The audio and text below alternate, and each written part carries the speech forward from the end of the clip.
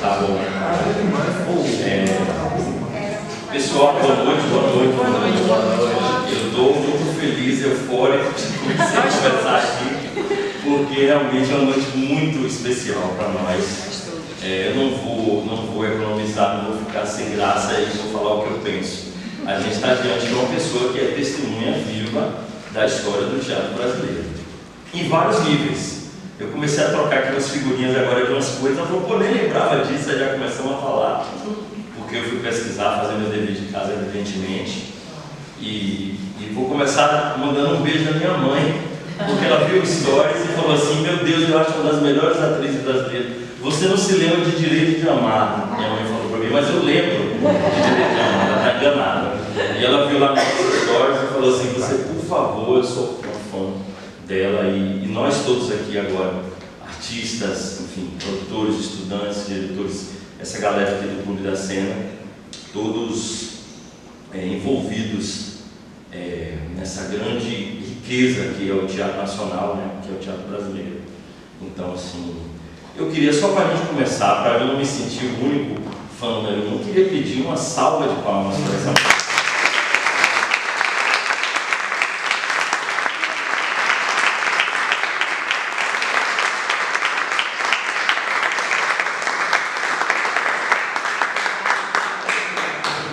Porque são tantos assuntos, de verdade mesmo, na história, na vida pessoal, enquanto mulher, enquanto artista, de teatro, cinema. Falei aqui de televisão, fiz o fã aqui com a fala da minha mãe, mas realmente, assim, o objeto de estudo do Clube da Cena, agora, que é a cena brasileira, envolve de tal forma a história dessas pessoas, como Ítala, como foi o nosso Arildo dela, que estava aqui falando com ela, contextualizando, falando da amizade dele com Otton, e com outras pessoas que também fazem parte da trajetória dela, sendo que a Arildo ficou aqui conosco, né, desenvolvendo o trabalho dele. Nós sabemos a dimensão e hoje estamos aqui diante desse legado, né?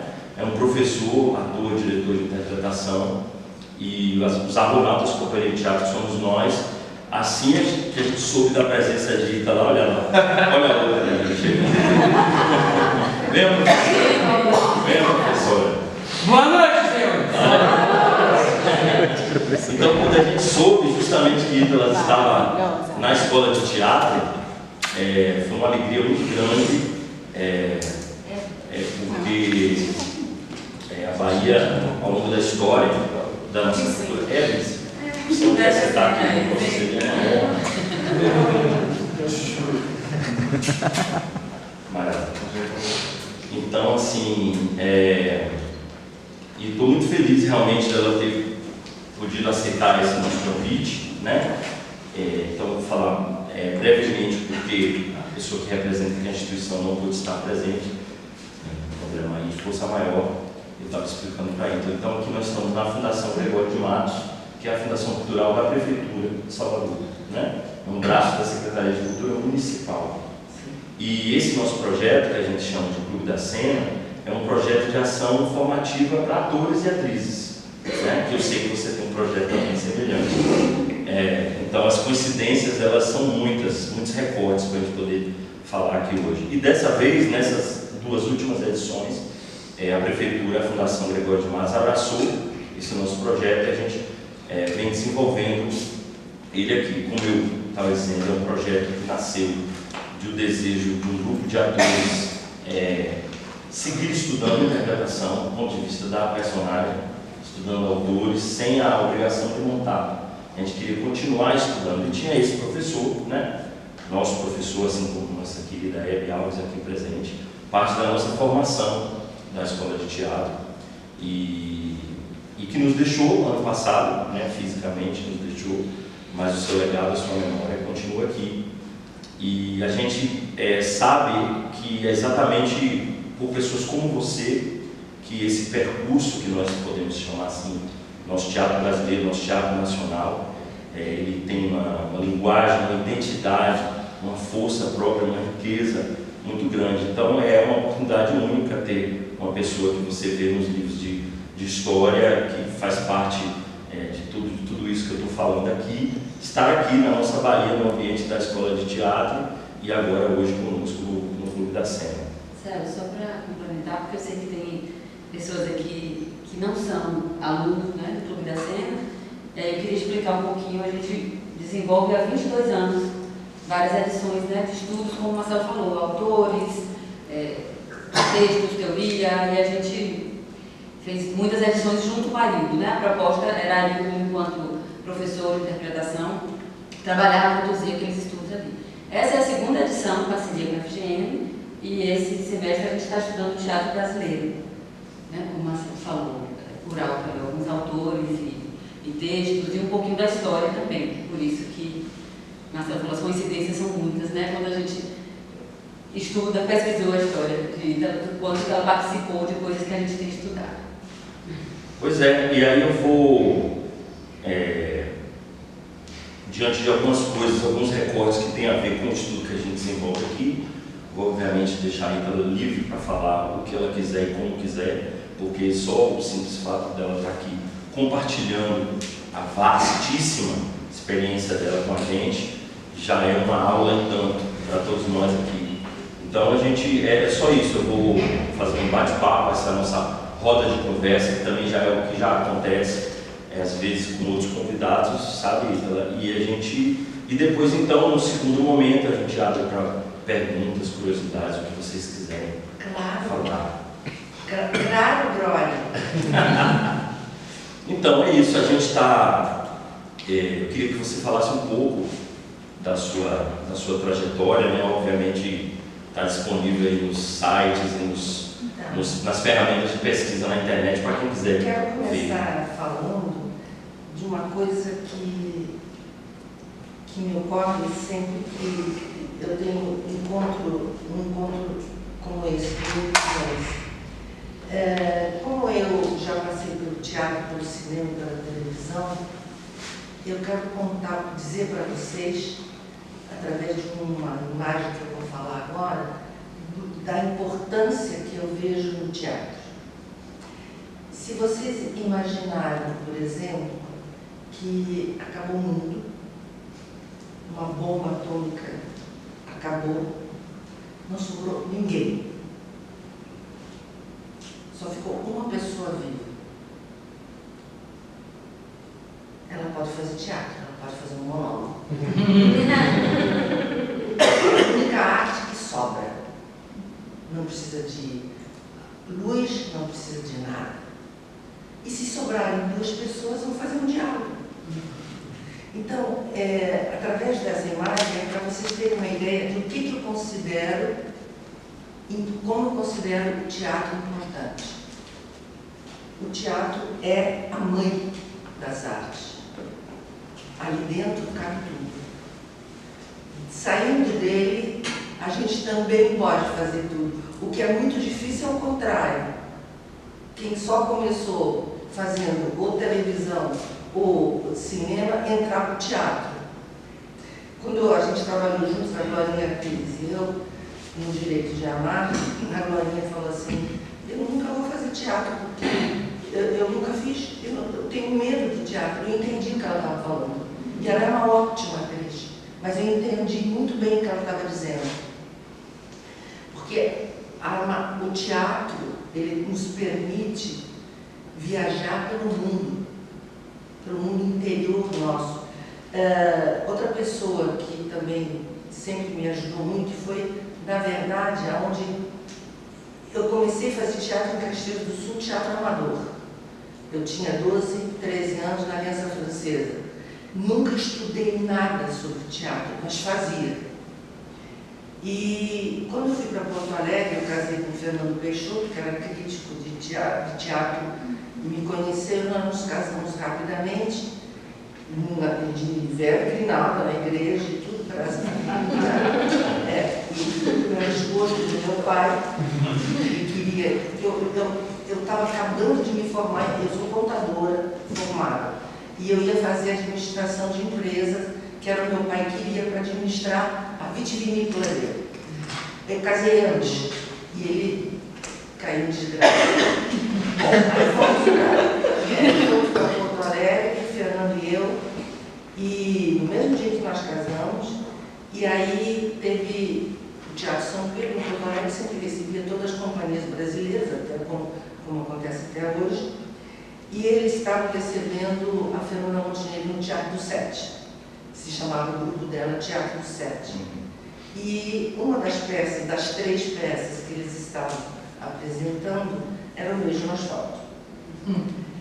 E eles, no Beijo no Asfalto tem uma cena de um personagem que só tem uma cena e eles não viajavam com essa atriz porque eles pegavam onde eles estivessem e faziam teste. E eles fizeram lá em Porto Alegre, eu passei no teste e fiz essa cena. O barato que aconteceu, ali eu aprendi muito. Primeiro que foi o primeiro cachê profissional que eu recebi foi ali, foi com a Fernanda. E eu ficava toda noite, porque era uma cena pequena no segundo ato, eu ficava o tempo todo vendo eles trabalharem. E era simplesmente Ítalo Rossi, Sérgio Brito, eram todos os melhores, era um grande grupo, todos dirigidos pelo Fernando, todos que eram marido da Fernanda. A Fernanda ainda não tinha filho nenhum. E ali é que eu tive, talvez, a coisa mais próxima de uma visão técnica, vamos dizer assim, do teatro, porque eu via que eles faziam algumas coisas antes de entrar em cena que eu desconhecia. Aí fiz uma peça também, não era uma peça, era meio profissional, mas era uma super produção em Porto Alegre. E aí fomos para São Paulo, o Fernando foi convidado pelo Boal. O Fernando Peixoto, meu marido, ele era um jornalista, um escritor maravilhoso, e o Boal queria fazer um teatro de repertório e convidou o Fernando, que também era muito bom diretor, para trabalhar no Arena. Quando nós trabalhando no banco francês brasileiro como contadora, eu não achava que eu ia entrar nesse mundo. Então, Fernando foi, o Zé Celso adorou o Fernando, como estava em cartaz uma peça 4 no quarto e o Pequenos Burgueses sendo ensaiado. Sim. Eu ia esperar o Fernando sair lá do grupo e ficava na bilheteria, sentadinha ali, quieto. Aí vi o Zé Celso entrar, que nem um furacão, entrava no furacão, aí sentava mal na cadeira, pegava o moderador. Aí eu fiquei olhando e eu vi ele lá escrevendo, assinando umas coisas, aí eu caí na asneira, cheguei a dizer assim, olha, eu acho que isso aqui que você está botando não é aqui não, é aqui. Aí ele olhou para mim e falou assim, você entende disso? Eu falei, eu sou contadora. Toma, é teu. Saí do banco na mesma hora e passei para trabalhar na oficina de contadora. Bom, ali eu conheço quem? Ali foi a grande encontro da minha vida, desde cedo. O velho Eugênio Busto. Esse é que foi o... Ele um dia, de manhã, na oficina, tinha as aulas de teatro. Aí eu comecei a fazer a técnica. Ficava lá o dia inteiro, fazia teatro, fazia a aula dele de manhã. De tarde tinha ensaio de outra peça e de noite tinha peça em cartaz. Aí um dia o velho Busto chegou para mim e falou assim, você vai querer ser atriz? Eu falei, não sei não. Ele falou, não, porque era bom a gente dar um jeito na tua voz. Eu falei, como? Porque naquela época eu falava assim, eu tinha um jeito de falar um pouco assim, tanto quanto anasalada, que era uma coisa muito boa, porque fazia muito bem comédia. Eu tinha feito comédia em Caxias, em Porto Alegre, me dava muito bem, mas com essa coisa vocal assim, anasalada. E ele falou assim, você vai ficar toda a vida falando assim? Eu não sei. Ele falou, então vamos baixar essa voz, vamos começar a falar com o diafragma. E com ele eu aprendi essas duas tonalidades, essa coisa da voz e da voz, né? Então, ali foi a grande aula que eu tive e a melhor coisa que podia ter me acontecido foi esse encontro com o velho Kojit. E ele era maravilhoso. Ele me chamava de Pequena Maravilha. Eu tinha paixão por ele. Então, aí as coisas foram acontecendo.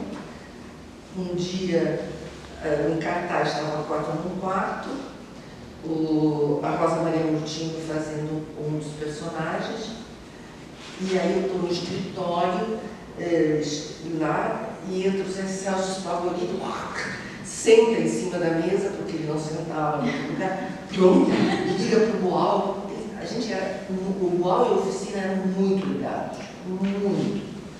E ele falou, porra, Boal, é o seguinte, a Rosinha adoeceu, o teatro está lotado até domingo, que a gente fazia terça, quarta, quinta, 2, sexta, 2 sábado e 2 domingo. Eram 9 por semana, gente. 9. Não era fácil. Na segunda-feira a gente saía para levar filipetas para trazer gente para o teatro, porque não tinha patrocínio. E os teatros viviam lotados. Esse cara não. Então, aí eu vejo que o Zé fica olhando para mim, esquisito, desliga o telefone, me pega pela mão e falou, o Boal te viu fazendo teatro lá em Porto Alegre? Eu falei, eu vi fazendo um despacho. Ele disse que você é ótima cômica. Eu falei, mas eu estou mudando de voz.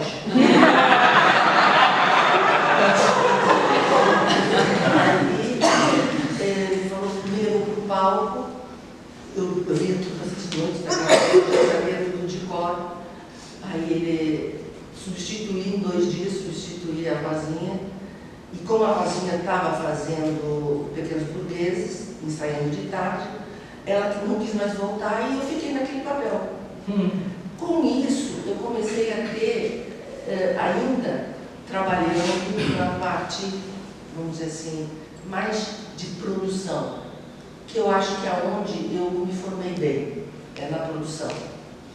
Tanto que eu nunca fiz muita televisão, porque eu sempre pude fazer muita produção para mim, para o meu grupo, para minha gente, para minha produtora. Então é isso, não sei o que você quer. 2 coisas. Uma que eu quis te perguntar, qual era a personagem no Beijo no Asfalto, que eu fiquei curioso. Era dessa secretariazinha que aparece no segundo ato. No escritório, aquela cena do escritório. Sei qual é. Dona Jundinha, Só tem ela. que eles chamam para dizer assim, fala se esse rapaz não foi o que teve aqui procurando nada disso. Exatamente.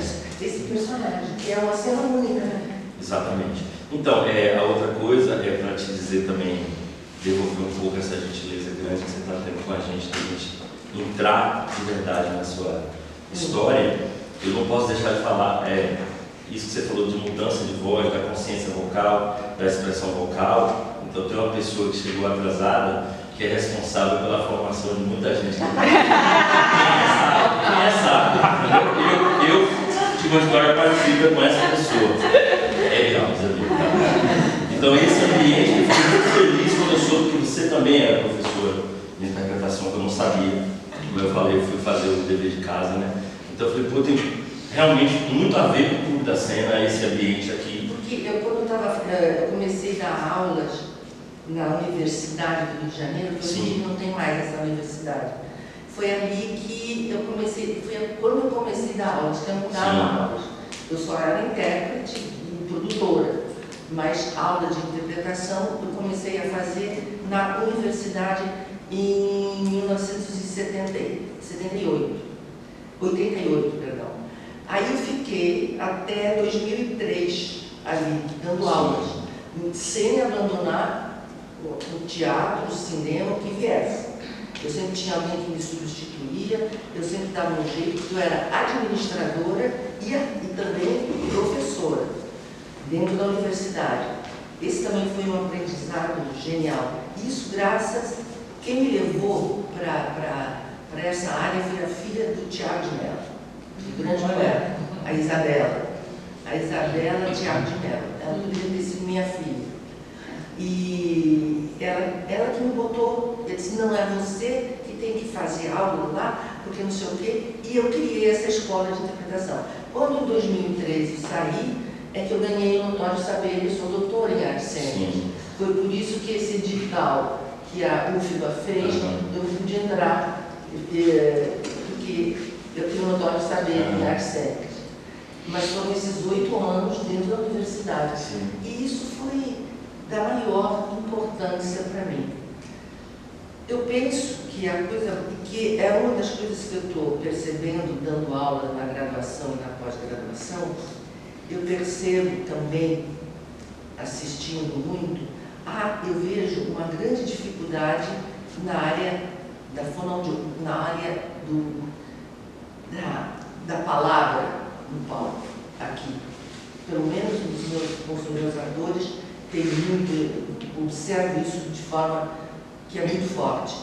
Não sei porque, o que acontece ali, que tem essa falha, eu diria. Há uma falha ali, de não aprendizado vocal para poder. Porque não adianta você imaginar fazendo teatro nos dias de hoje, eu vou ter aparelhinho aqui, aí então a minha voz vai. Mas se você não tem se você falar presa, você não vai a merda isso aqui, entendeu? Não adianta. O problema é a dicção, é a vocal, isso é de extrema importância. E eu penso que é a coisa mais básica para um ator, é ele ter uma boa dicção, ele poder falar alto. Eu me lembro que no Oficina, não tanto no Arena, mas nós no Oficina, nós fazíamos muito laboratório. A gente ficava 2, 3 meses em mesa, observando, lendo, falando. Era proibido decorar o texto.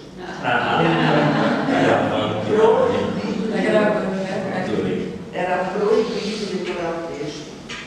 Íamos depois de 1 mês, 2 meses de ensaio, íamos para o palco, fazíamos laboratório das cenas sem o texto verdadeiro, era só a nossa imaginação, a gente fazia laboratório sem o texto verdadeiro, não podia, até que depois, quando a gente compreendeu, aí era uma loucura, aí íamos ainda pesquisar os arquétipos.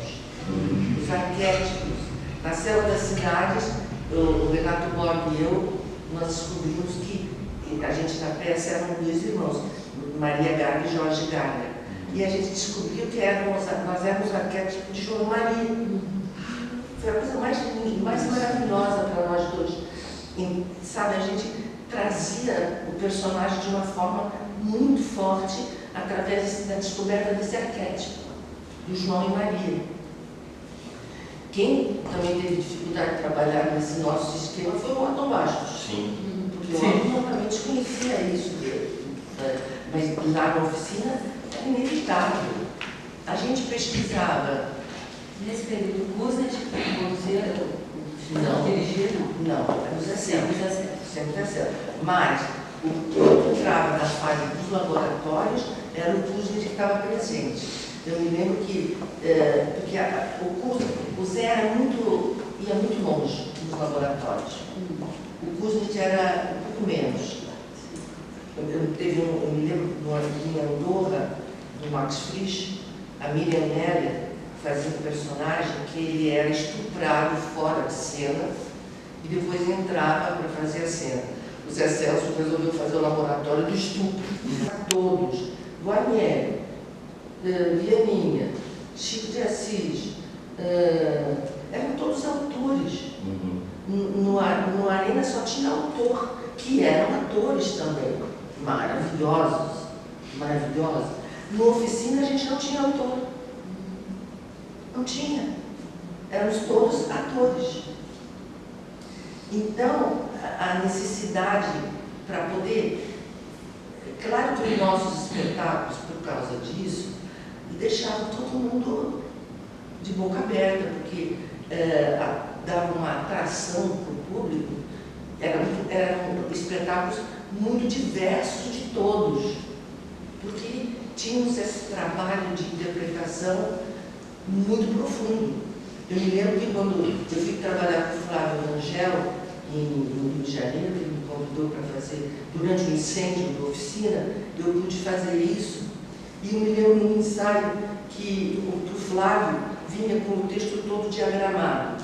O personagem caminha 3 passos para cá, fulano 2 para lá, vinha todo diagramado. Eu tive que me adaptar, porque na oficina não era nada disso. Aí, eu me lembro que um dia, o Oswaldo Loreto, que fazia o personagem, falou, não fez os 3 metros para lá, foi ao contrário. Aí o Flávio, o que foi, Oswaldo? O que aconteceu? Ele falou, não, Flávio, é que eu pensei, ator não pensa, ator faz. E olha que ele, o Flávio Rangel era um dos maiores diretores brasileiros. E ele era bom de pacas, porque essa peça Puntila e Seu Criado Mati, que eu fiz com ele, direção dele, depois eu assisti em Paris com o Jorge Luisson, e o nosso espetáculo era anos-luz melhor. Sabe, quer dizer, essas formas diferentes de dirigir, a gente não pode julgar no final das contas. Eu queria me interromper um pouquinho. Diga. E lhe agradeço. Eu estou muito feliz por estar aqui. Depois eu quero falar sobre esse legado, tá? Não vou falar outra coisa, mas esta frase, exatamente, não vou dizer quem é a pessoa, tá? Exatamente esta frase eu disse na sala 202 para um ator que hoje é internacionalmente conhecido, porque estava fazendo uma cena, e eu falei, ator não pensa, faz! Vocês me conhecem, né? Quando eu dou esse tom. Não é de respeito ao ator. É tipo assim, para de agonia e se vira, joga. Então quando você falou isso aqui agora, eu falei, isso porque eu achava que eu era original. Eu era cópia de alguém que eu nem sabia que estava sendo. Obrigada. Então, pronto, fechei. Isso é maravilhoso. O que não quer dizer que você não seja uma puta diretora. Claro. Sim, amor. Mas é que tem sistemas e sistemas. Então, quando eu caí na mão do Flávio, que diz isso, e que na oficina eu só ouvi o contrário, ator tem que pensar, ator tem que pensar, ator tem que fazer, ator tem que fazer, ator tem que descobrir, é ator que faz. Pô, na oficina era assim. A gente, quando a gente fez a Selva da Cidade, a gente ficou, eu não dormia, eu não conseguia fechar os olhos.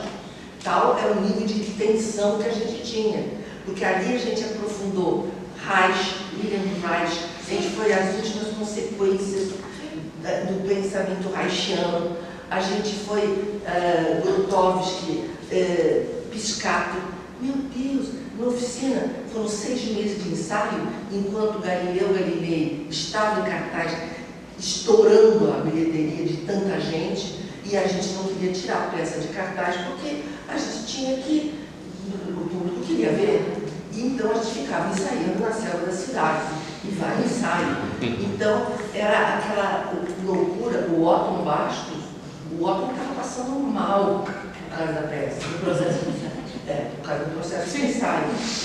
O Renato Borges teve que psicanalista. A gente despirocou, pirou da batatinha, era uma loucura. E olha que nesse período não tinha drogas no teatro.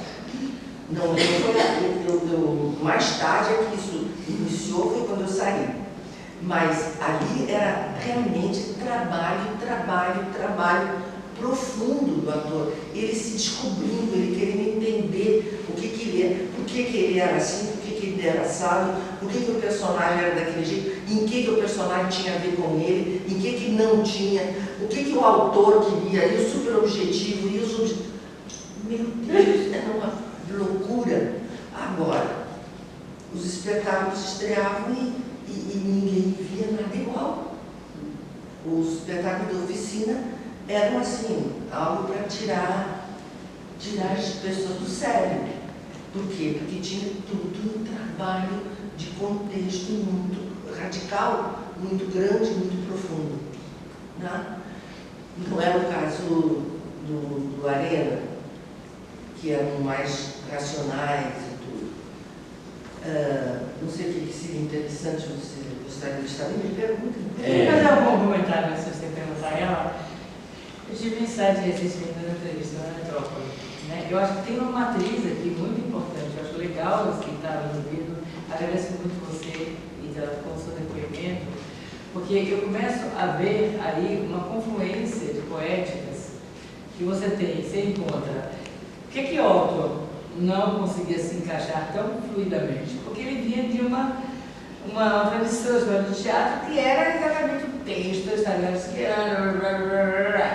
e como é que chega com gente que vai trazendo esses elementos, mas com uma visão atualizada? Por que o outro fala assim, porque tem Beckett quando você traz aí, eu vejo Beckett na sua fala, né? Eu vejo também uma questão de Peter Brook, principalmente. Peter Brook, exatamente, eu vejo rupturas se encontrando e produzindo uma matriz. Eu vejo quando você traz Boal, eu briguei muito com Boal e com Brecht, porque eu vinha estudando Aristóteles, da poética, Aristóteles. Aí quando chegou no segundo semestre, sei lá, e chegou com Brecht, eu briguei com Brecht. Hoje em dia eu entendo, eu amo. Eu entendo a lógica, mas naquele momento eu estava tão apaixonada por todo o arranjo da poética aristotélica, que a poética brechtiana do teatro dialético me irritava. Aí, no mesmo semestre, era Brecht, pela Evelisa Reusel, que trouxe Brecht e trouxe Boal. E aí eu percebi como Boal trouxe Brecht para cá. Então, esse encontro da poética stanislavskiana via Kuznets, etc., e o confronto, o atrito, o encontro com a poética oposta, que era brechtiana, que trazia para o Boal, que vinha do Arena, como isso produziu um modelo de interpretação e de poética brasileira que é uma confluência. Muito obrigada, Mas acontece o seguinte, o Boal, não se pode esquecer que ele estudou no Arco de Estúdio. Sim. Ele era a base profunda do Boal nem era brechtiana, era stanislavskiana total e absoluta. Mas ele encontra Brecht, e aí ele vai para esse caminho. Mas, de qualquer forma, sempre ele foi extremamente... Porque, gente, não adianta. O método Stanislavski é o único eterno. Depois vai vir tanto que o Peter Brook, o Grotowski, todos eles também pensaram ali que não tem como não. É o único método inicial que existe e acabou. Os outros todos vêm ali, pinça, pega, conduz, vai para cá, vai para ali, mas ali tem uma base. É inevitável.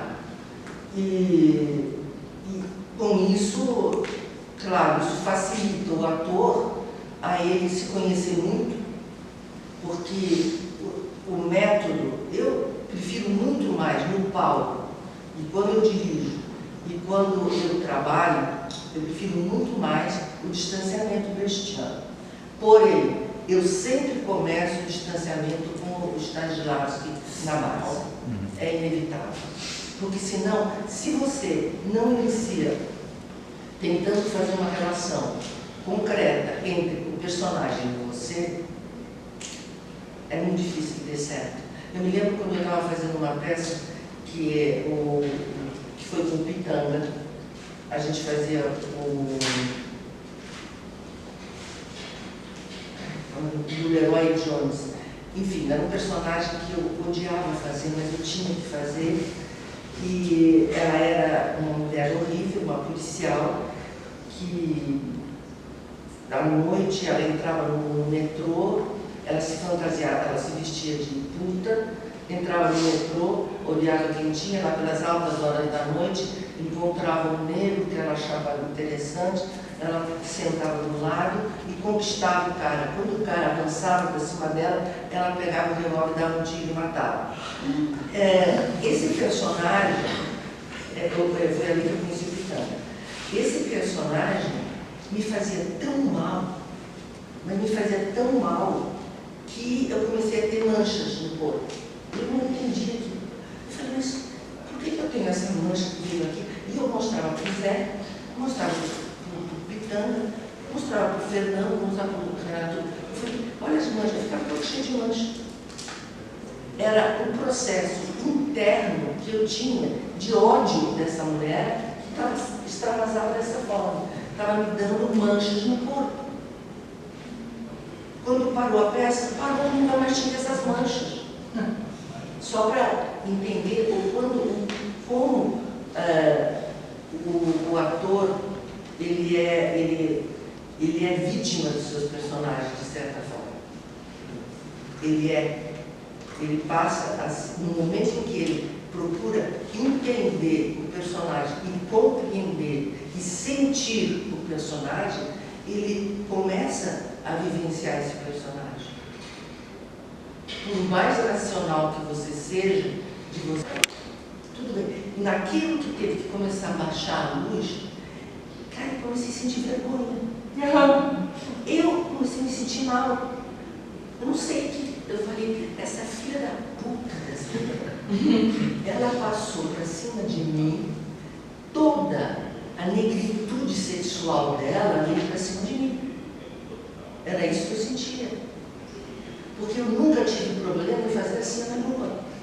Eu passei a ter no momento em que ela bolou, tem que ter essa visão de baixar as luzes, de fazer essa coisa meio escondida, sabe? Essa coisa meia feia. Essa filha da puta, ela passou essa negritude mental dela, orgástica, ela passou para a cena. E eu sentia mal em fazer a cena, mas que antes para mim era assim, não era nada. Essas foram as coisas de censura que a gente teve. Não teve mais, na oficina a gente não tinha muito problema, eles não compreendiam muito bem a gente. Você identifica algo assim como o que você acha que é mais difícil hoje? Era isso que eu estava querendo dizer, como uma pessoa que testemunha um outro lado que nós não vivemos e que a gente imagina um cenário às vezes muito pior. E assim, o mesmo asfalto, por exemplo, que você fez, eu tive presente no trabalho com a Fernanda, onde ela estava tentando fazer uma outra versão do Nelson, que é esse espetáculo que ela está lendo agora, do Nelson Rodrigues por ele mesmo, que ela lê, sabe, que ela fez com a Simone de Beauvoir. Ela estava tentando patrocínio e ela teve negativa de todas as pessoas. E aí ela falou isso exatamente. Na nossa época era muito mais fácil, as pessoas gritavam, tinha mulheres que tinha maridos que gritavam, mas eu achava muito mais fácil do que hoje. É porque eu penso que a gente perdeu umas coisas que são básicas na vida.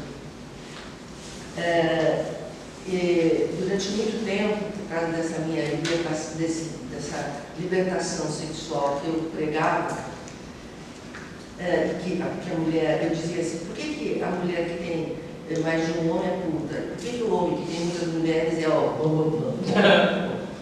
Por quê? Porque eu ficava questionando isso, ficava em entrevistas na realidade, porque eu falei que essa revista foi proibida na imprensa, tiraram, eu fiquei um ano sem poder falar. O que mudou? Eu acho que o que aconteceu é que nós tivemos, daquele período para cá, uma libertação sexual muito grande. Tanto que hoje em dia, o que a gente vê de a libertação sexual de qualquer uma das partes é muito maior do que se via antes. Agora é muito normal. Eu penso que nós ganhamos a libertação sexual, sim, ganhamos. Isso eu reconheço que ganhei, mas eu acho que houve uma perda do amor. Eu acho que temos hoje em dia uma crise de amor, uma crise de afeto, de amor. A gente vive hoje com o maior problema nesta área. Entra, então, dentro dessa área, o exótico.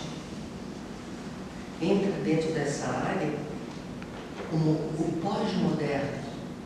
O que é moderno? Porque a gente vivenciou o pós-moderno. E agora, o que tem? O que temos que fazer agora? Eu acho que, se nós não recuperarmos os valores humanos, nós não vamos ter mais o que dizer.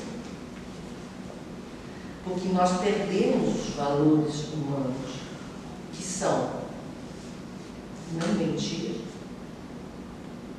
ação correta. A gente só vive em ações incorretas. Não violência. A gente só vive na violência. Paz, que é a diferença entre não violência e paz. A paz é interior, a não violência é externa. Não adianta você ir lá com uma bandeira não violência e dentro de você quer matar alguém. A paz é interior. Enquanto a gente não recuperar amor e esses valores, nós não temos o que dizer. Porque tudo já se sabe. E tudo que se sabe é merda. É o lugar mais comum que já se viu.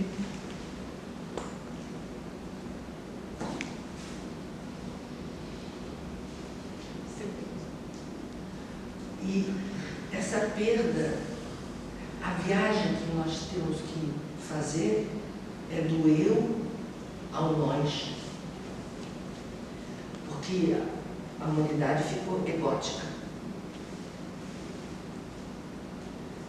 E enquanto, se não se trabalha, se não se produz em cima desses itens, a gente perdeu o que tem a dizer.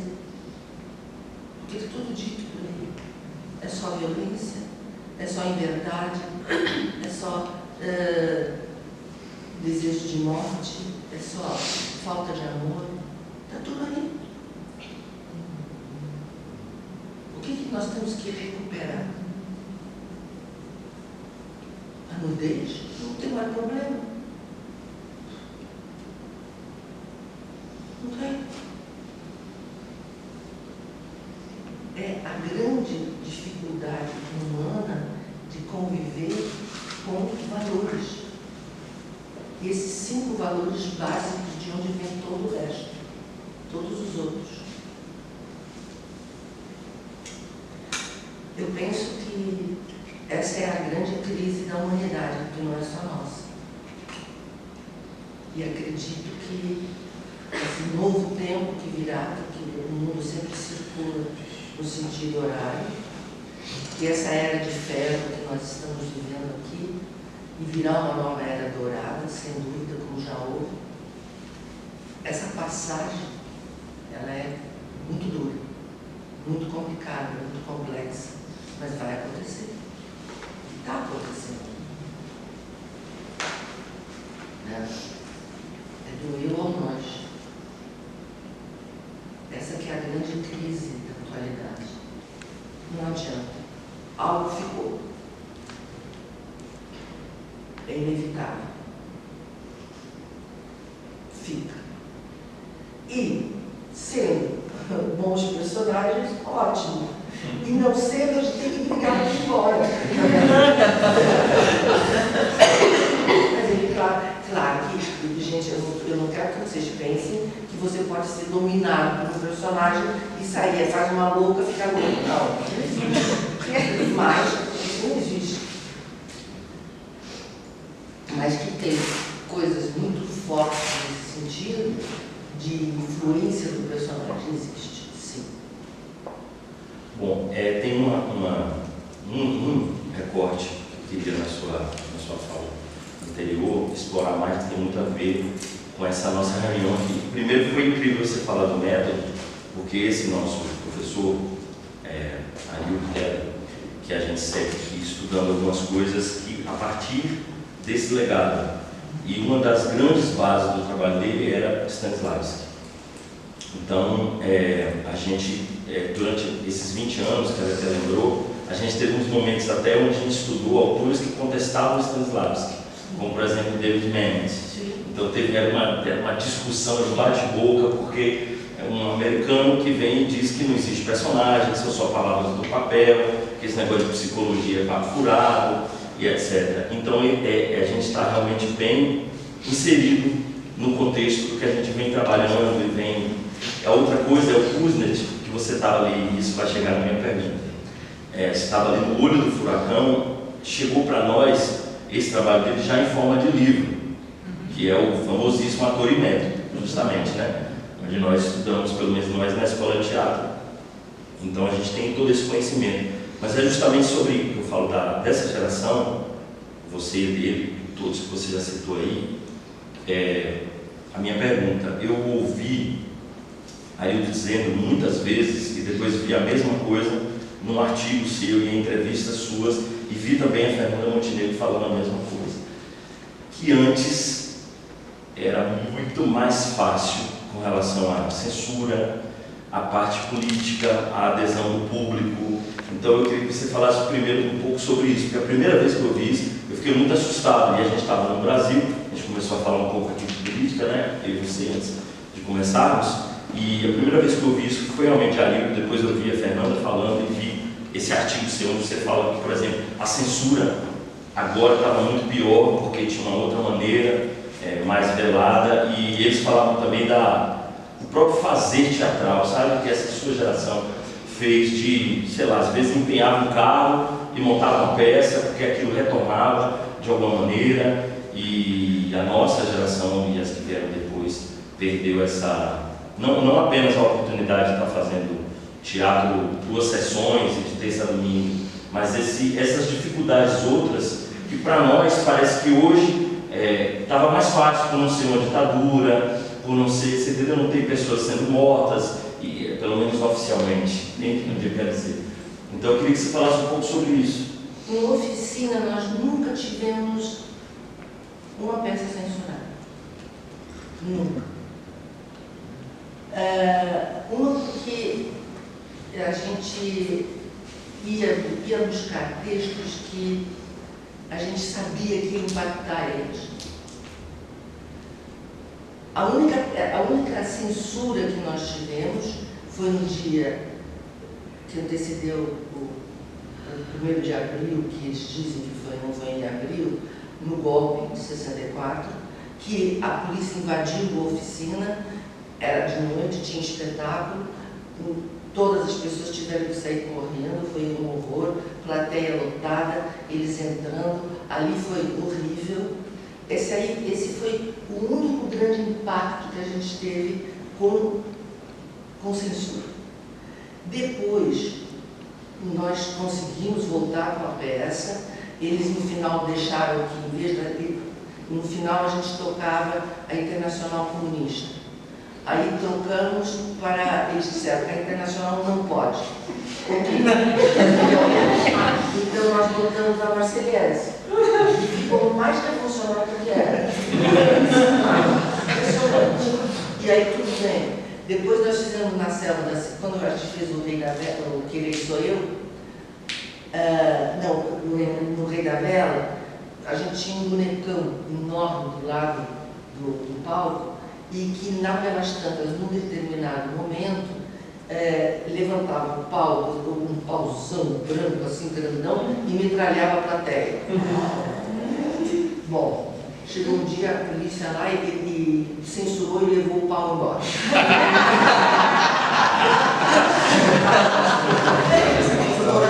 Junta daquele pau enorme que tinha assim, 2 metros por uns 40 de diâmetro, botaram no camburão e levaram embora. Aí Aí fomos para pegar meu avô, Paulo Neto. Aí fomos à praia do Paulo Neto. Conseguimos resgatar o Paulo Neto com a promessa de que ele não levantaria mais. Ficaria ali dentro do muro. E aí o mais maluco é que quando eles levaram a rodada do tamborão. Quando a gente libertou o pau, a gente trouxe a delegacia até o teatro no ombro. Uma provisão no ombro. E devolvemos para o teatro. Aí lá ficava o pau quietinho, não podia mais mexer. Esse aí, e a outra foi. A outra coisa foi quando nós estávamos fazendo na Serra da Cidade, que eu fiz o primeiro nu do palco brasileiro. Isso aconteceu assim também. Como é que ficou? Como é que não foi proibido? Então foi o seguinte a história. A peça tinha 6 horas de duração, como eram todos os nossos espetáculos. Era 4, 5, 6 horas. Bom, aí chegou o Dr. Coelho, que era o censor mais filho da puta que tinha lá. O Dr. Coelho chegou com a sua equipe de mais 4 censores, sentaram na plateia, era 2 da tarde. Terminou o espetáculo 8 da noite. Bom, aí eu lá pelas tantas, a gente sempre nos ensaios, eu tinha um kimono lindo japonês, que a Lina Bobagem, ela era figurinista e era a nossa cenógrafa também. E ela apenas. E ela fez esse kimono para mim. E eu, quando ensaiava, eu ficava só de calcinha. Mesmo porque eu não usava sutiã.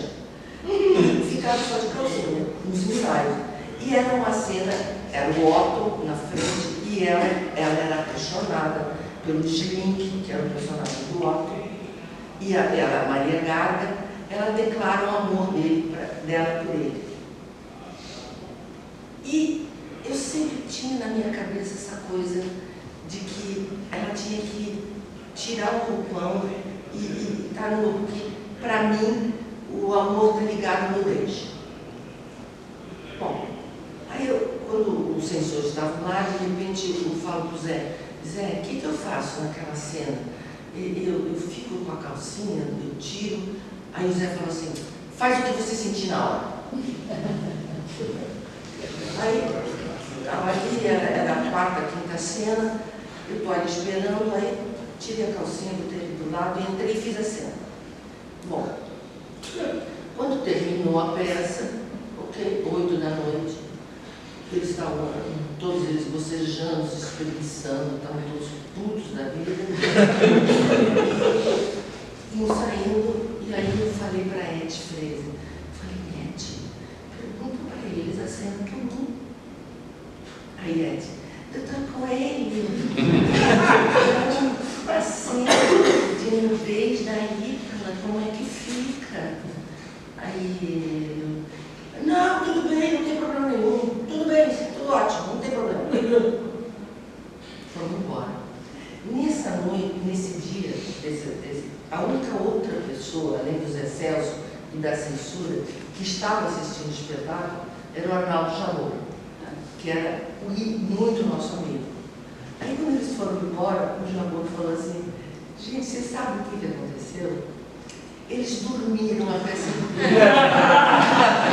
Eles não viram a cena do Estados, eles nem sabem que raio de cena é essa.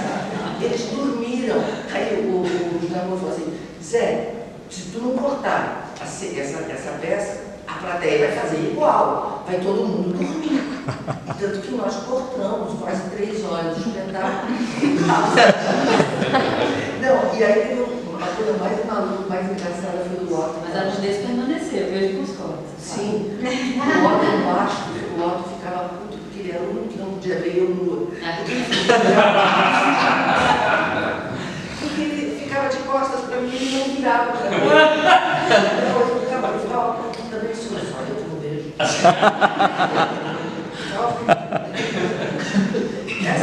Não, depois teve um outro processo de censura.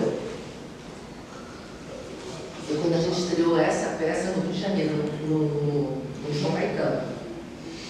Ali é que uma mulher